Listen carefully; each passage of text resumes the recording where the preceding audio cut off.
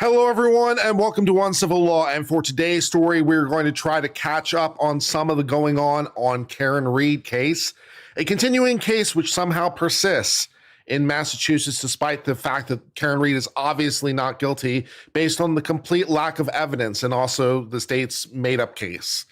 But they're flowing documents. The documents are flowing freely, so we're going to review many of the documents that hit the docket yesterday. This is actually on the 12th, so this is between the 12th and the 11th. We got documents from both parties flying on the docket, so we'll cover what was there. We'll try to cover as much as we can. This one's no consequence. This one is just amending the order relating to the audio recordings to restrict dissemination to counsel and defense. So, I mean, this is audio recording, so that one's not, particularly interesting, just dealing with media access. Here's a scheduling order that we're supposed to hypothetically follow. Good luck with this plan. We're supposed to have all the motions filed by the 11th. And we're supposed to have trial on the 1st. I'm dubious. We're going to see if we're going to be able to pull that off. We'll see. Commonwealth motion to exclude employees of ARCA. This one caught my attention. We want to exclude the ARCA employees. These would be the actual experts who actually know things that testified at the first Karen Read trial, the people with actual degrees who actually are competent in physics. I mean, they're not competent in the way that Trooper Paul's competent. That's true. I don't think any of the ARCA experts had an associate's degree. So they're missing out on that qualification. I know it's really sad. But the Commonwealth apparently would like to exclude the ARCA employees, presumably because they're too effective. That's nice. The Commonwealth moves to exclude the defendant from calling the employees of ARCA, including but not limited to Dan Wolf, who has a PhD, and Andrew Rentschlicker, also who has a PhD, due to defendant's failure and inability to comply with discovery obligations. As revealed during the first trial, Dr. Wolf and Dr. Rentschler were two experts retained by the federal government in furtherance of the U.S. Attorney's investigation of an unspecified federal crime. It's like, well, okay, I mean, so what? I guess to some degree.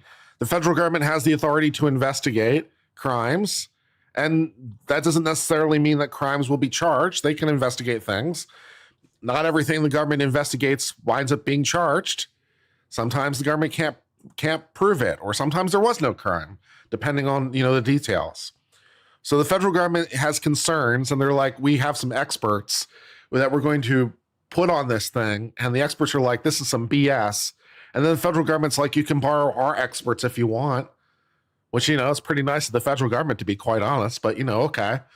These guys seem like they're reasonably qualified. They had access to the material. They formed an opinion based on the things.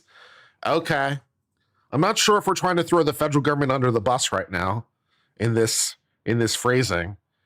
They're just working for the U.S. attorney in response to an unspecified federal crime. What the hell? Both Dr. Wolf and Dr. Rentschler admittedly did not review all pertinent and relevant evidence that exists in this case. Asserted they did not speak with the defense prior to their testimonies and conducted experiment and analysis that exceeded the facts and evidence in this case. Nonetheless, the court permitted both Dr. Wolf and Dr. Rentschler to testify on behalf of the defendant. Okay, so why do we want to exclude these obviously qualified people? What is our legal basis for that? Could you help me out with that one? What is our basis for excluding obviously qualified professionals? The parameters of the expert opinion were not provided by the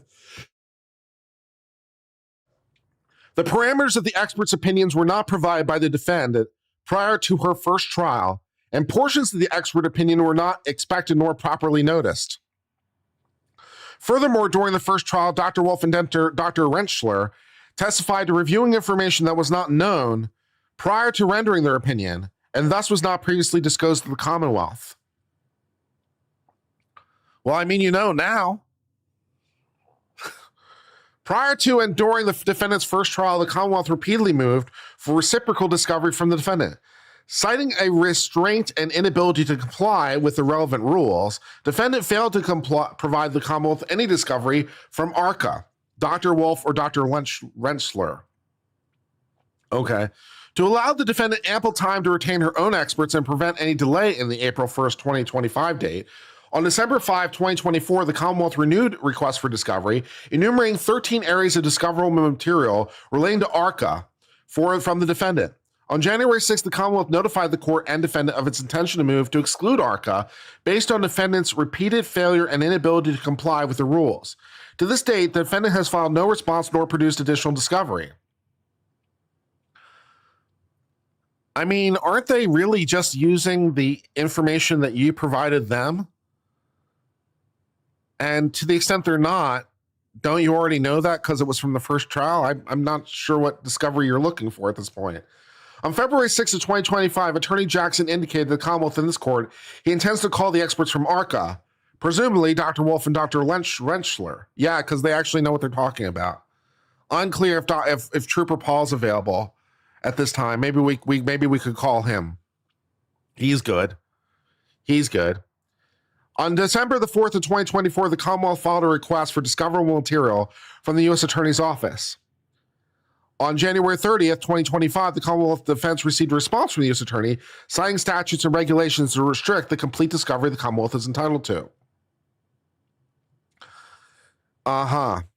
Peculiarly, despite the 4-page formal letter received on January 30th, 2025, following the party's appearance before this court on February 6, 2025, the Commonwealth and Defense received an email from the U.S. Attorney Office stating their contract with ARCA ended on July 31st, 2024, and should either party wish to engage ARCA for additional analysis, any further engagement must not infringe on federal privilege, which, fair enough to be sure, right? I mean, you can use those experts too, but you can't infringe on our domain. But, cool. Massachusetts relevant rule demands reciprocal and expert discovery. As a proponent of the evidence, the defendant bears full obligations for the rule.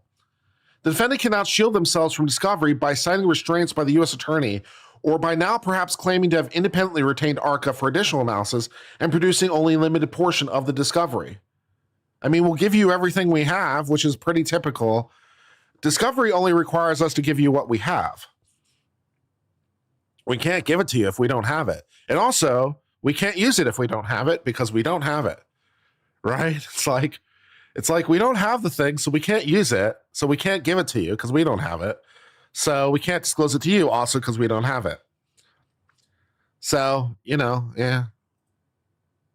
The Commonwealth remains unduly prejudiced by defense delay in providing appropriate discovery notice to the Commonwealth. The Commonwealth has diligently sought expert discovery from the defendant and U.S. Attorney's Office for 10 months. A second forward dire is not an appropriate remedy, as defendant has continued to sidestep their discovery obligation.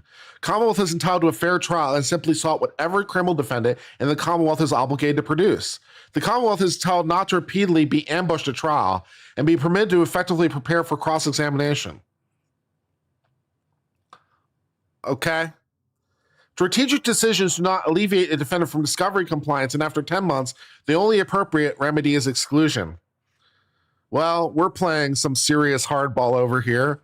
We want to get rid of the federal government experts, and they can't testify about stuff. Wow. That's amazing. That's amazing. I massive huevos. You gotta appreciate it on some level, man. Commonwealth notice for reciprocal discovery and notice of experts. All right, so we want, notice of basically discovery. We want copies of their statements, where we can find them. Did the defendant provide a promise?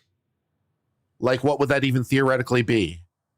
What promises could the defense even hypothetically give? They're not the state. They can't promise immunity. Like, what could the defense even hypothetically promise an expert witness other than we'll pay you? I don't know. Maybe we'll use you in the future. I don't know. I don't, but we would like a copy of any promise, reward, or inducement offered to any individual who the defendant intends to call as a witness, including but not limited to money, which I'm not really sure what else the defense has to offer except money.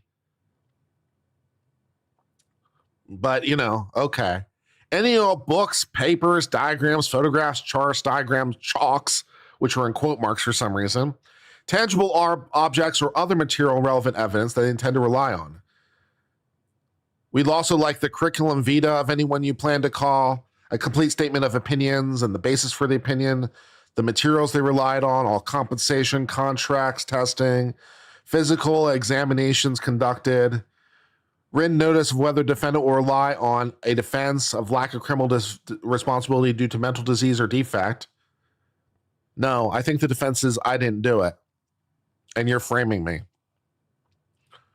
But okay. And we'd like all this material, so that's our previous motion that we gave, I guess, to prove that we did discovery, and we're not getting the discovery that we want. Okay, noted. Given the games that the state often plays with discovery and witnesses and not disclosing things and all the rest of it, it's kind of rich. It's kind of rich coming from the government, because the government plays so many games sometimes with expert witnesses. And oh my God, we just got this test result back just now. We just got it back just now. I'm sorry we couldn't disclose it any earlier. We just have this document that just walked into the middle of court. Yeah, All right, here's an affidavit from Robert O'Neill in support of defendant rules motion for court order authorizing defense access to the Lexus and transverse and to the driveway at One Meadows in Canton to conduct independent analysis. We'd like the defendant to be able to access the crime scene plus the Lexus, the weapon, which seems pretty reasonable. The defense wants access to the weapon so they can examine it for themselves. Okay, here's an affidavit in support of I'd like access to the crime scene and I'd like access to the car, if you don't mind. I'm an ACTAR accredited accent reconstruction. So I'm an employee at AXYZ. AXYZ. How are we pronouncing this? AXYZ. Incorporated, an engineering consulting firm that specializes in accent reconstruction. I've been working in AXYZ for approximately 29 years. I was asked to consult with the defense regarding the above captioned matter to investigate and review ring camera footage that depicts the interaction that took place between the Lexus and Chevy Traverse in the driveway of One Meadows Avenue in Canton. You're assuming that's pronounced Axis?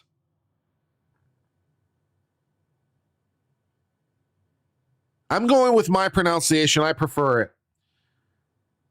To perform this video analysis, I will need to have 3D measurements for this site where the incident occurred without snow being present.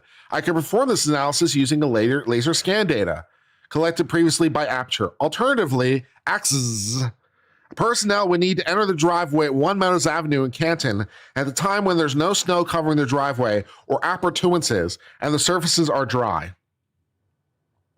Neat. We would need to set up a 3D scanner in multiple locations in the driveway. We may also need to take measurements, separate and apart from the 3D scanner, along with photographs and video. I estimate the investigation and work in the driveway would take approximately 2 hours.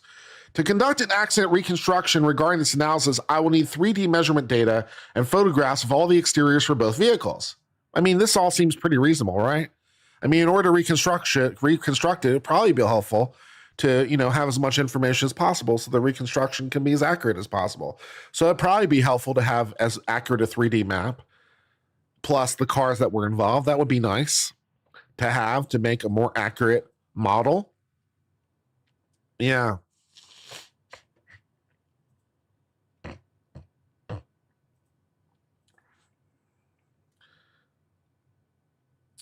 Alternatively, Axis personnel will need to perform a 3D scan of the exterior of both vehicles. We may also need to take measurements separate and apart from the 3D scanner, along with photographs and video of the site. To recreate the circumstances that existed on January 29th, I may need to fill the tires of one or both vehicles with air.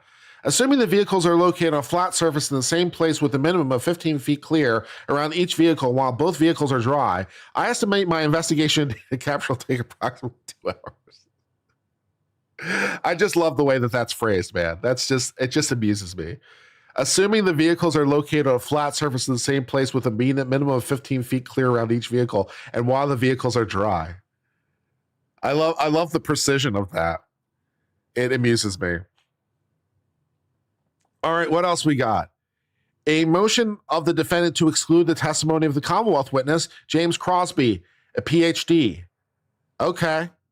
So the defendant would also like to exclude some experts. I'm not sure where the motion to exclude Trooper Paul is, incidentally. That seems like a pretty strong motion to me, but okay. Although maybe they don't want to exclude Trooper Paul. Maybe Trooper Paul's on the defense witnesses list. I'd think about it as the defendant. I probably wouldn't do it, but I'd think about it. I'd think about it. I'd think about calling Trooper Paul in the defense. Again, probably wouldn't do it, but I'd think about it.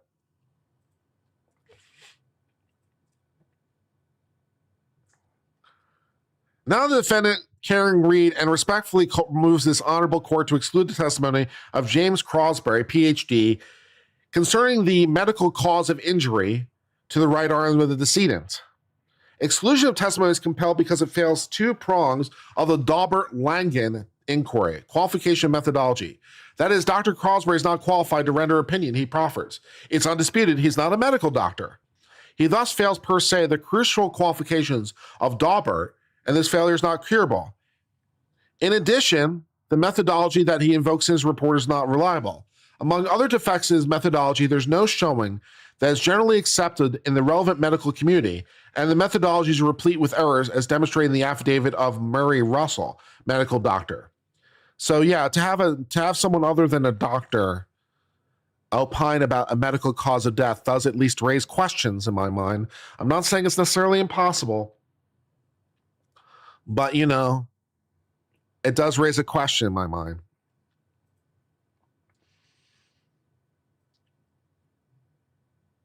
The Commonwealth fails to meet the burden to establish the requisite qualifications of Dr. Crosby. The crucial issue in Massachusetts for Daubert inquiry is where the proffered witness is qualified to give the expert opinion. The subject matter of the testimony of Dr. Crosby is described as self-styled preliminary report dated January 24th, 2025. Is the medical cause of injuries and wounds to the right arm of decedent. On June the 18th of 2024, this report was clear and emphatic in its statement about the foundational qualifications a proffered witness in Massachusetts must possess before he or she can opine about medical injury of a cause of person.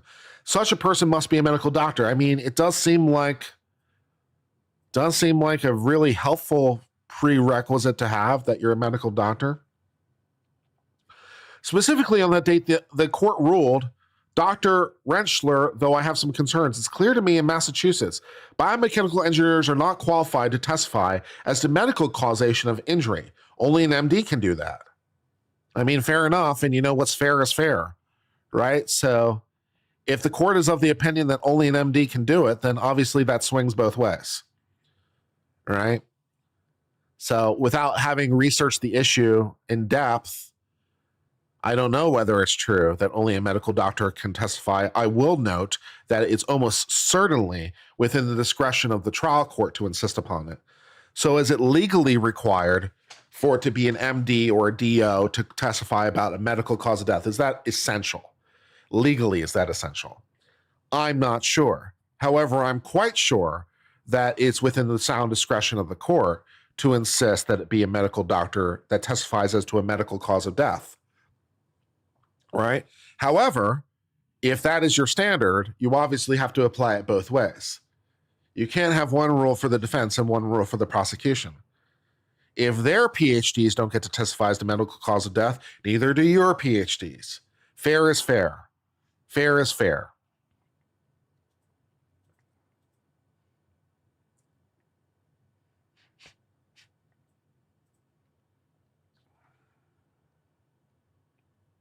Dr. Crosby fails this rule of law stated by Your Honor. His failure cannot be disputed. Dr. Crosby's report and his accompanying curriculum vitae show he's not a medical doctor. Rather, the documents demonstrate he merely possesses a Master of Science degree from the College of Veterinary Medicine and a PhD in Veterinary Medicine, both from the University of Florida. Neither of these could come close to a doctor of medicine. And he's not even a doctor of veterinary medicine, incidentally, which I didn't even know that was really a thing, but okay, as opposed to a PhD in veterinary medical science, but fine. Moreover, Dr. Crosby concedes in his report that he's not a medical doctor, saying, I'm not a physician. Dr. Crosby then appears to express awareness and sensitivity of this failure. He unsuccessfully attempts to evade this shortcoming by raising a straw man argument. He should escape this failure because the case is not about treatment of the wounds. Then in the report, he states, I'm not a physician. I'm not licensed to treat injuries or illnesses in human patients.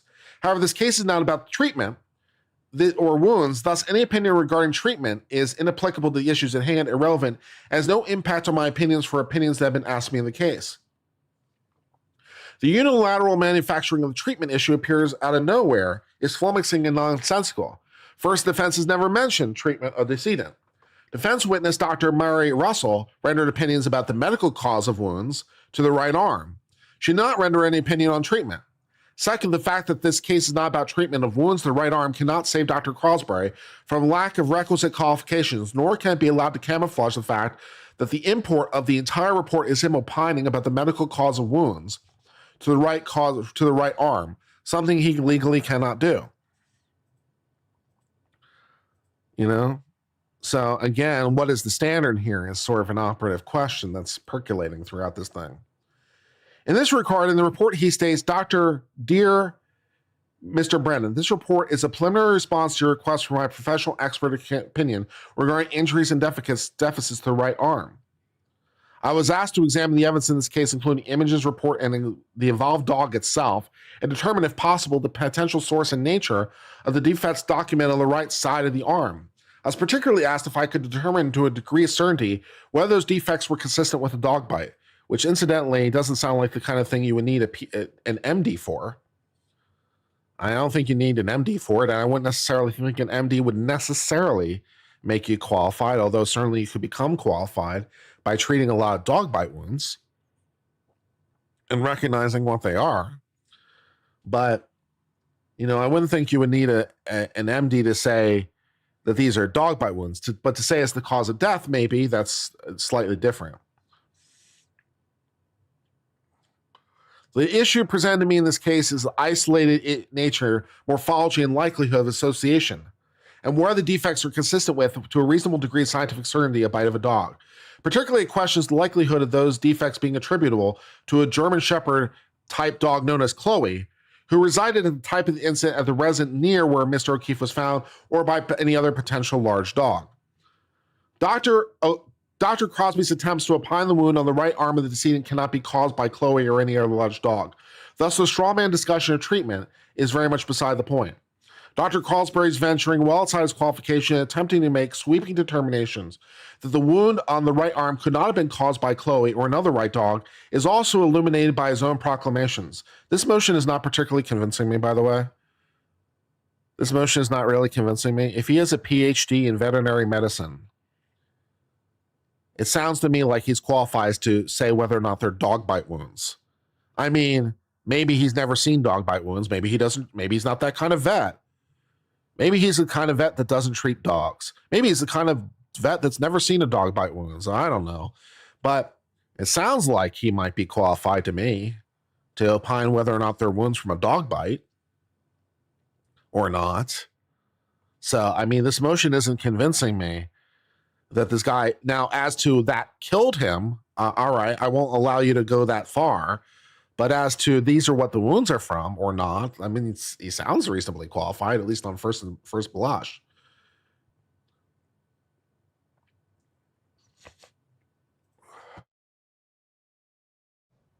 All right. The name of his consulting group is Canine Aggression, and the vast majority of his expertise points to canine behavior. Well, that sounds like he's reasonably qualified on first blush. Additionally, Dr. Crosby's purported title, Certified Behavior Consultant, also underscores what's evidence. He does not have the requisite qualifications to opine on the medical causation of injury to a human.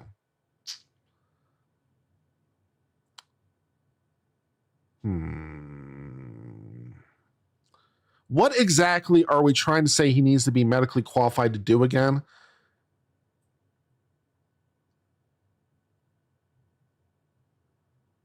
Medical cause of injury. Yeah, I'm not buying this motion. On first blush, I'm not buying this motion.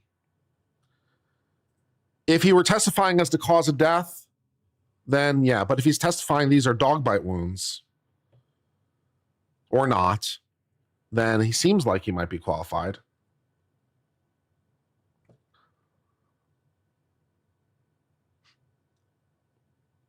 Opinion as medical cause as opposed to non-medical cause. See, I don't know what medical cause does for you. That's sort of the thing that doesn't really do anything for me. To say, okay, it's an opinion as to the medical cause of the wounds, as opposed to the non-medical cause of the wounds. Okay, I can testify as to the non-medical cause of the wounds. In my opinion, the wounds were caused by a dog bite. That's not a medical opinion. It's based on my experience with dogs. So, I mean, it's not buying. I'm not buying this.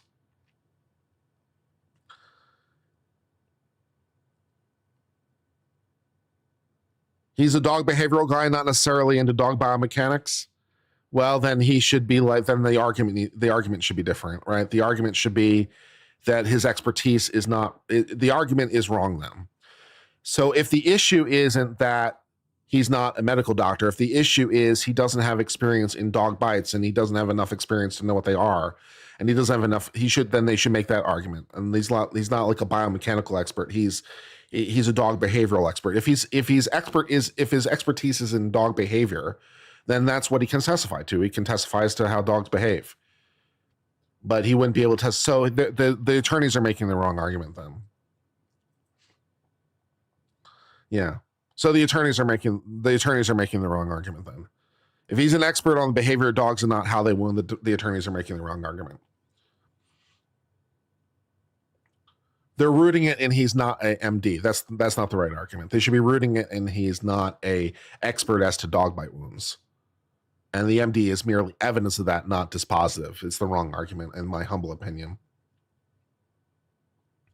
They make the argument that the court only allows DRs, not PhDs, to opine. As to medical things, yes, but this is not a medical thing. See, they're trying to force it into being a medical thing.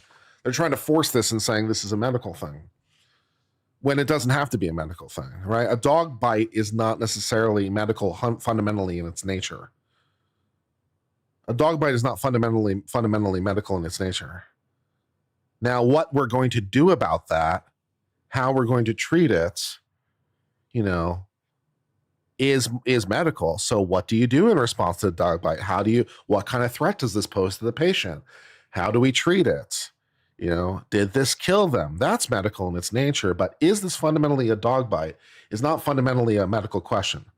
To prove the point, just imagine the dog bit something that wasn't a person or wasn't even animate for that matter. I'm not sure what scenario we're in, but let's just pretend so that we can do the point. Let's suppose that for some reason I'm trying to prove whether a dog bite is responsible for these marks in a stick. Okay, I've got yourself a stick here. All right, I've got myself a stick and it's got some marks in it. And I'd like to prove that the marks in the stick came from a dog bite. Okay, is that a medical question?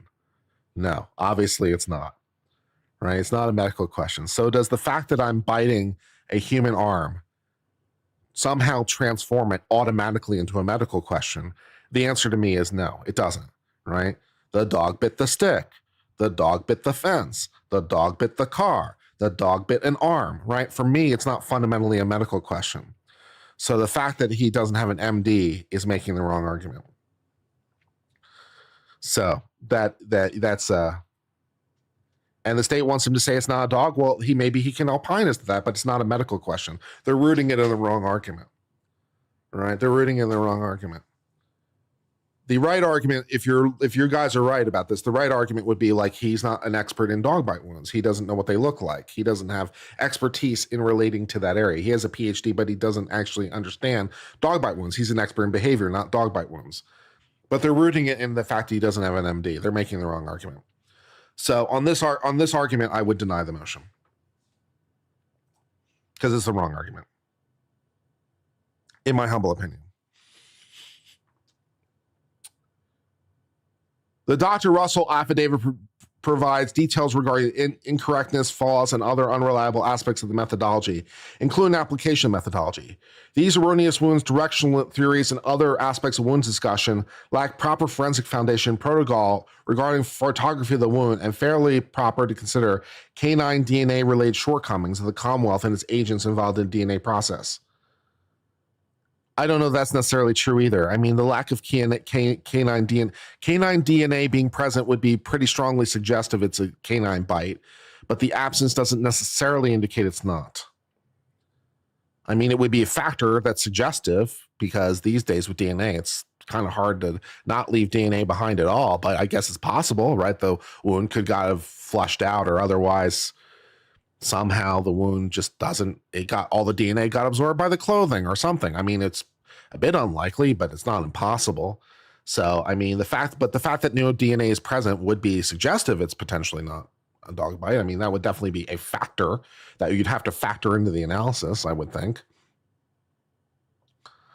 The Dr. Russell affidavit also discusses the failure of Dr. Crosby to adhere to medical norms by deeming his report preliminary. On the jurisprudential front relating to the report, the defense's legal research did not discover any relevant Massachusetts state case on the admissibility of bite analysis by a non-medical doctor, specifically regarding dog bite wounds inflicted on humans. See, for me, the fact that it's in humans doesn't really do that much, right? I don't know that why a dog bite wound on a human would be fundamentally different than a dog bite wound on any other surface when it comes to identifying the dog bite wound. Maybe there's something special about humans, but it doesn't pop to me, right? It doesn't pop to me. Why would a dog bite wound on a human be fundamentally different than any other kind of dog bite wound in terms of determining whether it's dog bite wound or not? See, I don't get it.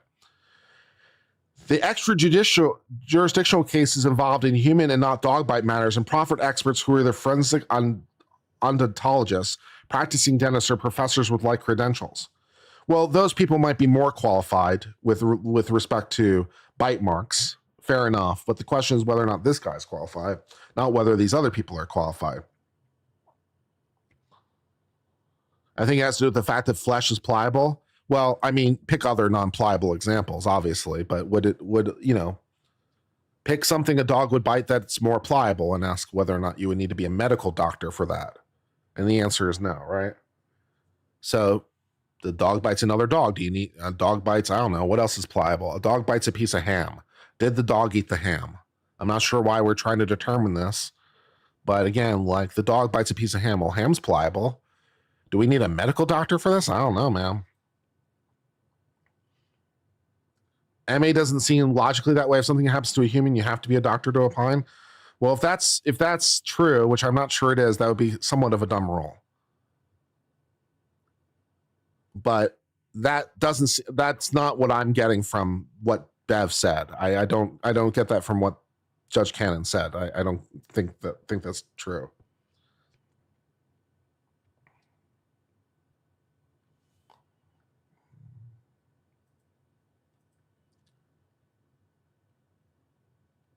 Ham is also a muscle with the fat tenders and skin removed. Pick something else then. Pick in a different example. I was just trying to pick an example. Pick your own example of choice. It doesn't matter. Right? That's the thing. Like, I just don't buy it.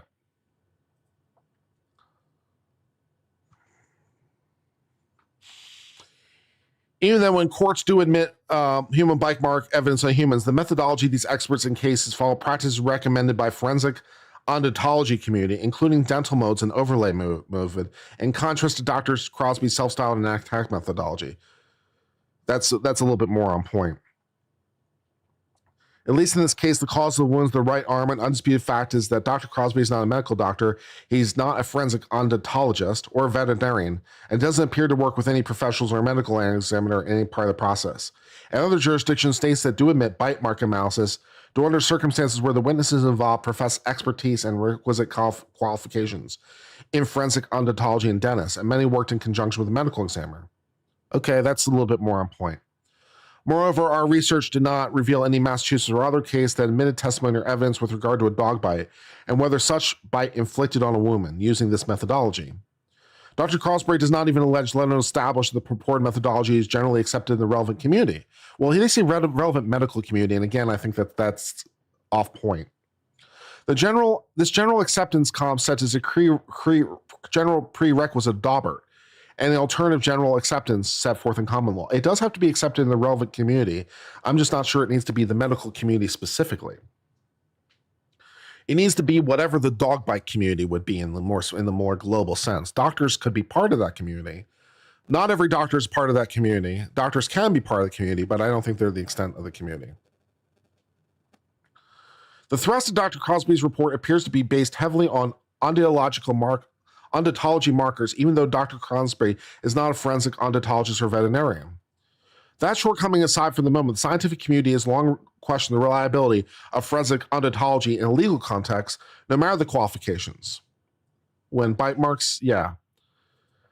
In addition, the 2009 National Academy of Sciences published a report on forensic science in the courtroom. The NSA report noted that although some forensic ontologists think that bite marks may demonstrate sufficient detail for positive identification, no scientific studies support the assessment. So if you're trying to get down to the animal, then not so much, no. The science does not support that in bite mark analysis, or even the person, incidentally. Like, you can't use bite mark analysis to get down to a person. Your best is saying it's consistent. You can't make a positive match to the individual. The science does not support that proposition. Even more applicable to Dr. Carlsberry's report is the fact that bite marks under non-ideal conditions have little published data, and it's unclear if forensic ontologists can identify the origin of these marks under these conditions. Dr. Carlsberry fails to articulate any concern over potential error rate or other aspects of unreliability of his measurement due to non-ideal conditions. Dr. Russell importantly noted that when a human is attacked by a dog, it's non-static. I mean, typically. In this situation, the adult's arm moves as he attempts to get away, as the arm would be bending. One would think, typically, yes. Additionally, if an adult wears clothing, as decedent was, these measurements likely would be altered even further. The movement changes the nature of the infliction of the wound. Dr. Cosby fails to account for the dynamic environment, although not necessarily dynamic. You're presuming it's dynamic. I don't know if we have any sort of ideas of when the bite marks came vis-a-vis John O'Keefe being incapacitated or dead. I don't know if I remember when they said the marks occurred relevant to the death, or if that's known. But yeah, so I don't know if necessarily there would be flailing around or not. I mean, if he was being attacked by a dog while fully conscious, one would assume that he would be, yelling to high heaven, and it would be caught. People in the house would have noticed. If he were fighting with a dog, he'd be yelling and screaming and all the rest of it. If you were fighting with a dog, so it's it's suggestive that's more in incapacitation. Even under the most ideal conditions, when there's a clear and complete bite mark analysis is still not sufficiently reliable. In a 2011 peer review article noted that because skin easily distorts, it's a poor medium for bite marks. Dr. Russell also notes that human skin elasticity, which slides over muscle and bone, making it difficult to discern the accuracy of a bite mark. Dr. Crosby fails to discuss this serious concern. Yeah, I mean, this obviously swings both ways, obviously, right? So this is one of the problems for the defense. It's like, can you opine about bite marks or can't you? Right? So the defense is like in serious danger of getting their own expert excluded at this point, because they're like, well, bite marks are super unreliable. Skin is dynamic and all the rest of it. It's like, oh, but you can't determine if the bite mark comes from a dog. Oh, okay. So it's like you're dangerously about to get rid of your own bite mark experts here. Because whatever the rule has to be the rule both ways, right? I mean, if it even under ideal conditions, it's still scientifically unreliable. Well, then it doesn't, human skin is elastic. It slides over the muscle and bone, making it difficult to discern the accuracy of the bite mark. Well, then it doesn't really matter if you have a MD or not then. Now does it? Because the human skin just doesn't allow for accuracy of bite marks. So now the fact that you're an MD just became irrelevant. That's good news. In the absence of demonstration, the reported general acceptance in the scientific community of using bite mark analysis, it suffers from other defects. In 2016, the American Board of Forensic Ontology published a bite mark analysis report in that they discuss various methods to document bite site evidence, including taking saliva swabs, impressions, and tissue samples. While Dr. Crosby cannot access any of the samples due to DNA failures of the Commonwealth, it underscores the accuracy of the methodology. Nowhere in the report does he account for absence of tissue or DNA samples from the wound of the decedent. I mean, you would think you would mention it as a factor. And nowhere in the bite mark guidelines does it advise using a surrogate, such as a hospital bracelet of unknown origins, to accurately measure the injuries and wounds of the decedent. Well, I mean, no, that's kind of bullshit. I mean, the hospital bracelets of unknown origins, I think we can figure out where it came from. Probably came from the hospital. And that makes it a known quantity that we can then measure against. It's like, where did this mysterious hospital bracelet come from that we're using for comparative measurements? Oh, it's so hard to determine, right? Furthermore, the dog Chloe, Hala, examined in Dr. Crosby's report, would have bit the decedent on January 29, 2022. Inexplicably, the Commonwealth waited almost 3 years to analyze and measure the dog's teeth in January 2025. You're telling me the dog is alive? Bullshit. Bullshit. You're telling me the dog is alive? I want proof of life. I want proof of life. I demand that Chloe be produced in court.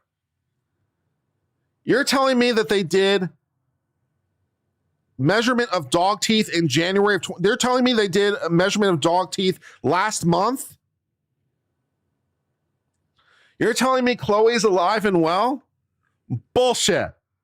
I demand proof. I demand proof of life. Dr. Crosby fails to properly establish the scientific concern that Chloe, having aged almost 3 years, could very well experience changes to her teeth, jaw, shape of her bite, or other aspects of detention. Relatedly, it's apparent that the Commonwealth retained Dr. Crosby in early 2024, but wait until December 2024 to apparently take dog bites from a dog they claim is Chloe. Yeah, I want proof it's Chloe. I want proof it's Chloe. I demand proof of life.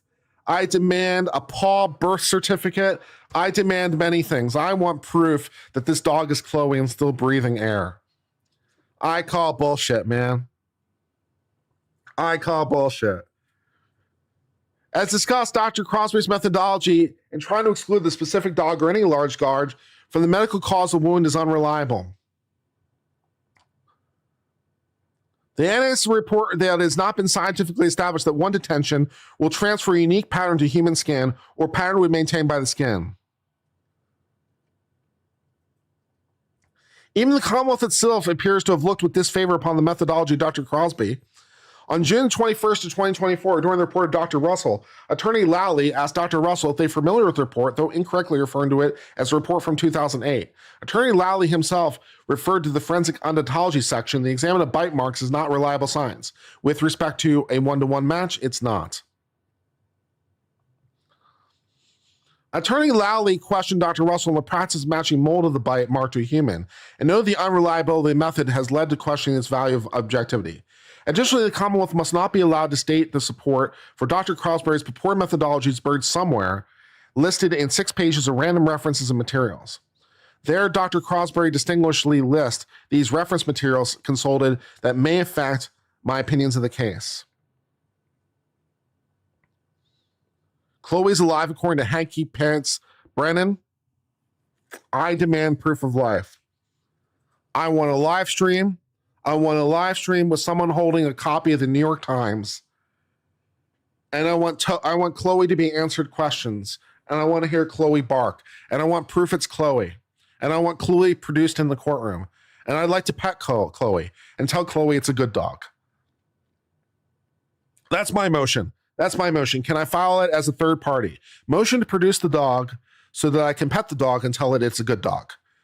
Can I file that motion in court? I'm not licensed in Massachusetts, but, you know.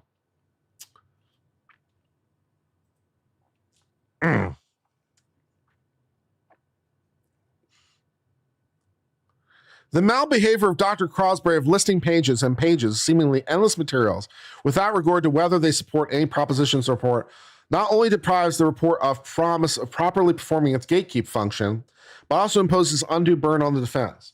Defense would be required to list all the materials just to ferret out one may be acceptable. Okay, that's an interesting one, to be sure. What else we got on the docket?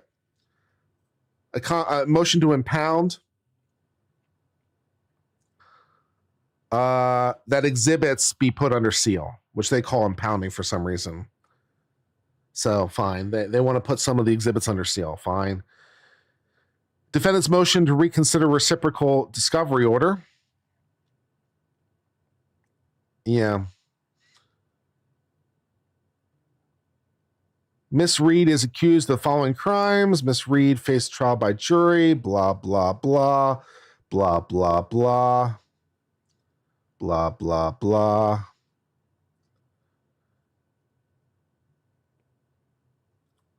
The production of statements by an adverse witness is not subject to mandatory disclosure under Rule 14. Massachusetts rules outline the class of materials subject to automatic discovery or materials mandated by rule. The rule requires defendant following Commonwealth production of automatic mandated discovery to produce relevant evidence which the defendant intends to offer at trial, including names, addresses, date of birth, and statements of those persons who defendant intends to call as a witness during trial. Do I have a dog? No. But I'd like to get a dog, I think. I'd like to get a dog. I think that would be good for me to have a dog. We need to find the right dog for me, though. We need to find a dog that, would be good dog for uncivil. We've previously looked at it briefly, trying to find good dog for uncivil, but couldn't really find anything that looked really appropriate. Yeah. The rules allow for defense and Commonwealth to move for discovery of other materials, relevant material not required by subdivision. A distinct line has been drawn under Rule 14 between materials subject to automatic discovery and material discovered only by motion. In a given matter, the prosecution and defense are only required to produce statements intended to be used at trial, which are attributable to their own witnesses subject to the rule. So we'd like, dealing with some stuff with that. So that's fine. What else we got? A boxer? Trump is live? All right, let me finish this up and we'll do a Trump stream. Trump was supposed to be live 2 hours ago. Isn't he? It's 3:00 right on the East Coast, so he's swearing in RFK, I believe, as memory serves, as we speak. He's swearing in RFK. I think that was supposed to happen today at 3:00. Nice.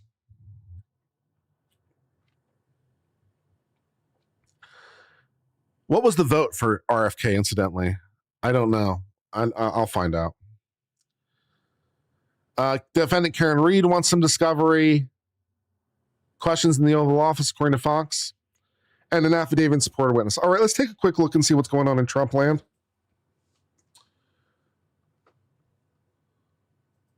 So the Senate voted to confirm RFK.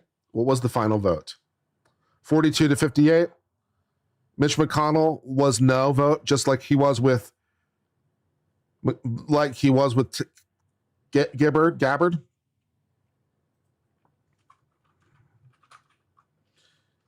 And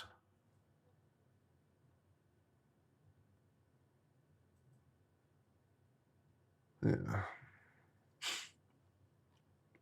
Mitch voted against. He did. He voted against Cole. He voted against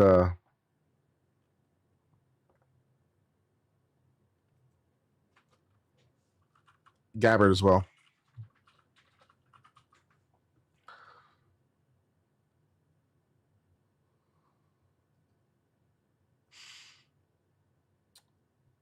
All right, let's see what's going on in White House land.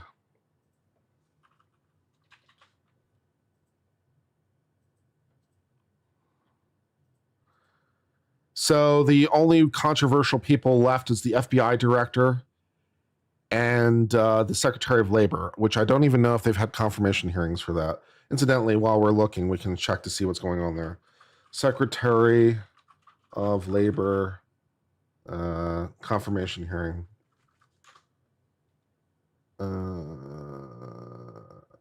So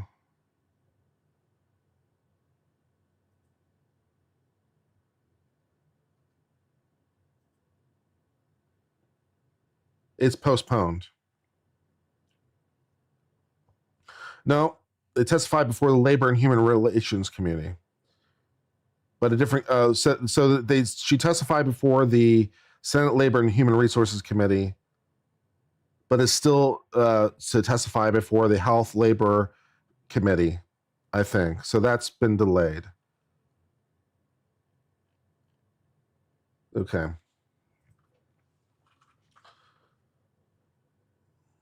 The Secretary of Labor previously supported a very strongly pro-labor union bill. A lot of Republicans don't like her. So it's not even clear that she's going to get enough Republican votes.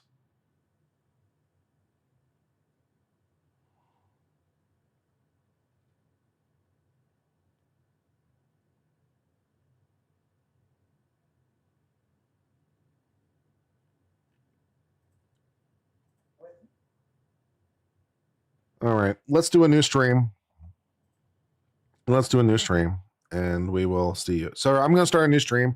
I need to take a brief break. I will see you guys in about 10 or 15 minutes. Watch out for the announcement. I'll be back. I've been on Civil Law. Until later, my friends. I hope all's well. Cheers for now, my friends, and goodbye.